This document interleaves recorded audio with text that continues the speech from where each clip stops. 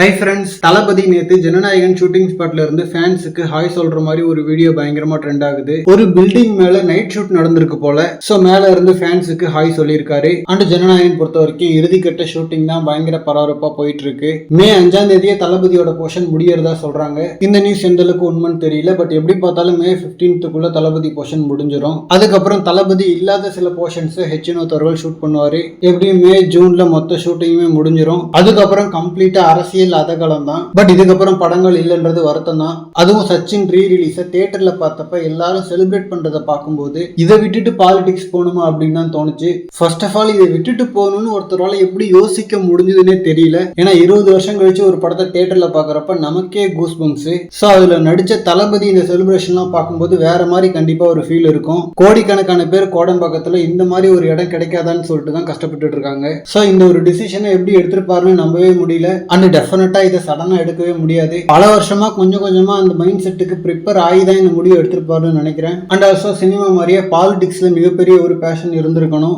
இல்லைன்னா இந்த மாதிரி ஒரு டிசிஷன் எடுக்கலாம் வாய்ப்பே கிடையாது. சில பேர்லாம் வயசாயிடுச்சு, இனிமேல் கஷ்டப்பட்டு ஏன் சினிமாவில் நடிச்சுக்கிட்டு தான் அரசியலுக்கு சம்பாதிக்க வராரு அப்படின்னு மாதிரிலாம் சொன்னாங்க. பட் அதை விட பாலிடிக்ஸ் தான் கஷ்டம். ஊர் ஊரா பிரச்சாரம் பண்ணணும், மேடை போட்டு பேசணும். சினிமாவில் ஆரம்ப காலத்துல எதிர்கொண்ட விமர்சனங்களை தாண்டி ஒரு விமர்சனங்களை இப்ப தேவையே இல்லாம சந்திக்கணும். அதுவும் தளபதி கஷ்டப்பட வேணாம்னா கொஞ்சம் ஈஸியான படங்கள் நடிச்சுட்டு போகலாம். ஏன்னா ஆல்ரெடி இப்போ பாடல்கள் படத்துல குறைஞ்சிச்சு. ஸோ ரொம்ப கஷ்டமான டான்ஸ் ஸ்டெப்ஸ் ஆடாம ரொம்ப ரிஸ்கியான ஃபைட் பண்ணாம மம்முட்டி அவர்கள் மாதிரி நல்ல கதைகளா செலக்ட் பண்ணி கேஷுவலா படங்கள் பண்ணாலே மிகப்பெரிய வெற்றி அடையும். அண்ட் அதுக்கு மேல அவர் இனிமேல் சம்பாதிக்கணும்லாம் அவசியமே இல்லை. நினைச்சிருந்தா இருக்கிற மணியை வச்சுக்கிட்டு படங்கள் கூட பண்ணாம ஜாலியா லைஃப் என்ஜாய் பண்ணலாம். ஸோ எப்படி பார்த்தாலும் தளபதி ரிஸ்கியான அன்கம்ஃபர்டபுளான கஷ்டப்படுற ஒரு சாய்ஸை தான் சூஸ் பண்ணியிருக்காரு. ஸோ அதுக்கான பலன் 2026 கிடைக்குதான்னு பார்க்கலாம். அண்ட் இந்த மாதிரி தளபதி பார்த்தீங்கன்னா ஹாட்டான அப்டேட்ஸ்க்கு நம்ம J4 சேனலை சப்ஸ்கிரைப் பண்ணுங்க. தேங்க்யூ.